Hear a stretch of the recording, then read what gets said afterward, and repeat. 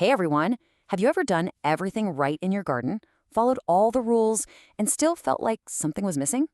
Well, today we're going to dig into an ancient practice that connects your garden to the cosmos. Yep, we are talking about gardening by the moon. I mean, you've tilled the soil, you've got the watering schedule down to a science, you've probably even whispered some encouragement to your plants. We all do it. And yet, some of them just don't seem to get the memo. It's a real heartache for any gardener. But what if the secret ingredient isn't in the ground at all? That's right. The answer might be to just look up. We're about to explore how syncing up your gardening with the moon's natural rhythm can lead to stronger roots, lusher leaves, and harvests that are just, wow, way more abundant. So what exactly is lunar gardening? Well, it's this incredibly old practice of timing your garden chores with the moon's phases.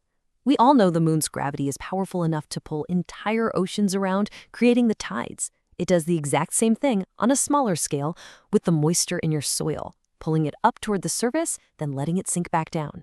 And that, right there, has a huge effect on your plant.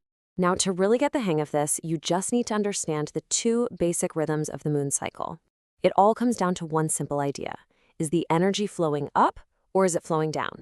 Okay, so during the waxing moon, that's the time from the new moon all the way to the full moon, the light is getting brighter and that gravitational pull is drawing water upward.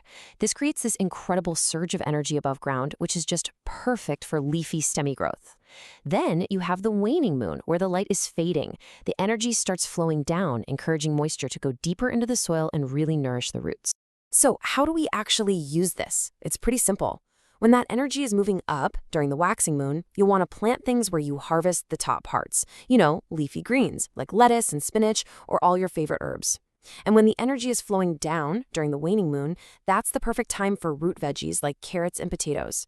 That downward pull also makes it a fantastic time for transplanting because it helps reduce shock to the root. But what about the new moon itself? You should think of this as your garden's chance to just breathe. It's a reset button. The gravitational pull is at its lowest, so it's not a great time for planting. Instead, this is your window for all that essential maintenance. Go ahead and prune, pull those weeds, and mix some good compost into your soil. All right, that's enough theory. Let's make this super practical. Here is a simple, straightforward action plan for the first quarter of 2026 to get you started on the right foot. Here is your cosmic schedule. In January, you're going to use those waning moon phases to plant your hardy root crops, letting them get a really strong foundation. Come February, when the waxing moon energy kicks in, that's your moment to sow all those leafy greens for quick, strong growth. Then in March, you can harness that peak waxing energy to start your tomatoes and peppers indoors. See, it's a really simple way to get your garden in sync.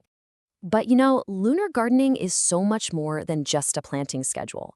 It's really a holistic way of looking at things, a system for harmonizing the entire life cycle of your garden with the cosmos. This same logic applies to pretty much everything in the garden. For watering, do it during a waxing moon to help the leaves drink it all in, and during a waning moon to get that water deep down to the roots. For harvesting, aim for the days around the full moon, when plants are literally bursting with moisture and flavor. And weeding? If you hate weeding, tackle them during the waning phase. They'll have way less energy to grow back. It's a game changer. Honestly, starting this journey is so simple. All you really need is a lunar calendar and a little bit of curiosity. You're not just sticking seeds in the dirt anymore. You're cultivating a much deeper connection with your garden and its rhythms. And I think this quote from the source material just captures the feeling perfectly. When you practice lunar gardening, you're not just a gardener anymore. You are a collaborator, a partner with these powerful, natural forces of the universe. It's a really profound shift in how you see your place in the whole thing. So why not give it a shot? Start small, maybe with just one garden bed this month, and just see what happens. And as you go, we would absolutely love to see your progress.